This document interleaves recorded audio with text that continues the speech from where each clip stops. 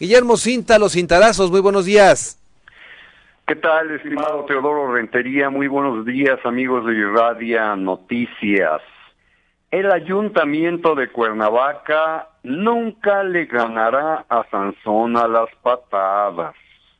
Ni duda cabe, el Ayuntamiento de Cuernavaca, aún presidido esto hasta el último día de diciembre del presente año por Antonio Villalobos Adán, difícilmente podrá ganarle a Sansón, es decir, a la Comisión Federal de Electricidad, dándole patadas.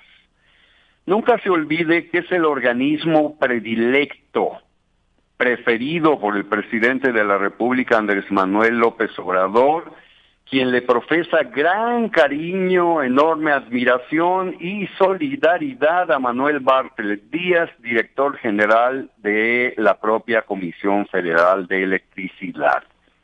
A la empresa paraestatal, ya lo tenemos de sobra comprobado, le importa un soberano cacahuate quebrantar el derecho humano al agua consagrado por el artículo 4 constitucional.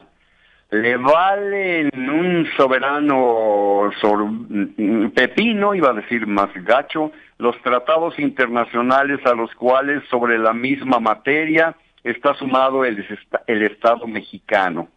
Y tampoco le interesan los amparos en suspensión provisional conseguidos por el sistema de agua potable y alcantarillado de Cuernavaca en cierto número de pozos, para evitar la suspensión del fluido eléctrico a cargo de la CFE. La clara demostración de que esos procedimientos judiciales federales no le hicieron ni cosquillas es que las fuentes de abastecimiento siguen sin dotar de agua a miles y miles de cuernavacenses. Son 17 pozos los que tienen cortada la luz. De lo anterior se han desprendido las recientes protestas y bloqueos en diferentes puntos citadinos, así como guardias, por ejemplo, en el Pozo 3 de la colonia Antonio Varona, para evitar la intromisión, la entrada de personal de la Comisión Federal de Electricidad. La CFE se ubica entre las instituciones nacionales más deshumanizadas.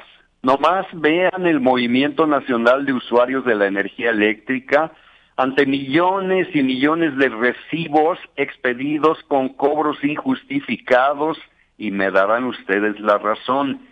Son acciones civiles infructuosas, y quienes han logrado conseguir que la CFE les descuente esos cobros injustificados se han tenido que amparar, hágame usted el favor. Y lo que ahora busca la CFE mediante cortes de electricidad en los pozos de Cuernavaca es cobrar los 265 millones de pesos que la deuda el ZAPAC, así de simple. El conflicto, por lo tanto, no es legal, no es político, no es social, no es humano, no es judicial, etcétera, sino económico. O pagas o pagas. Le ha dicho de mil maneras la Federal de Electricidad al ZAPAC. Sin embargo, el organismo operador del agua potable y el alcantarillado de nuestra capital enfrenta graves problemas de descapitalización. Son varios los actores políticos que han aparecido ante los medios de comunicación aludiendo el grave problema, pero el de mayor responsabilidad sigue siendo el alcalde Antonio Villalobos Adán, quien más allá de contadas adhesiones y una enorme cauda de críticas, sigue siendo el objeto de señalamientos y el responsable directo. De su administración depende el ZAPAC y su obligación constitucional es garantizar el suministro de agua a la ciudadanía.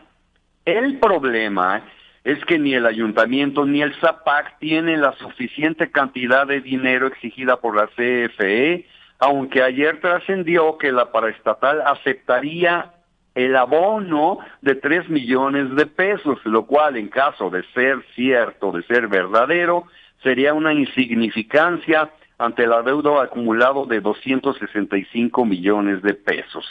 Esta última cantidad en su totalidad jamás será liquidada por la comuna cuernavacense a menos de que obtenga un cuantioso financiamiento, y me refiero al chas-chas, O también podría gestionar con el presidente de la República, Andrés Manuel López Obrador, un borrón y cuenta nueva, tal como el hombre originario de Macuspana lo concedió a algunos municipios de Tabasco. Yo esto último lo veo muy cañón, muy difícil. Es en este contexto donde hemos visto la aparición pública del alcalde electo de Cuernavaca, José Luis Uriostegui, quien el 1 de enero del próximo año de 2022 recibirá en sus manos la papa caliente que representa un Zapac corrompido e infestado de adeudos, el mayor, como ya se dijo, hasta el fastidio, con la Comisión Federal de Electricidad.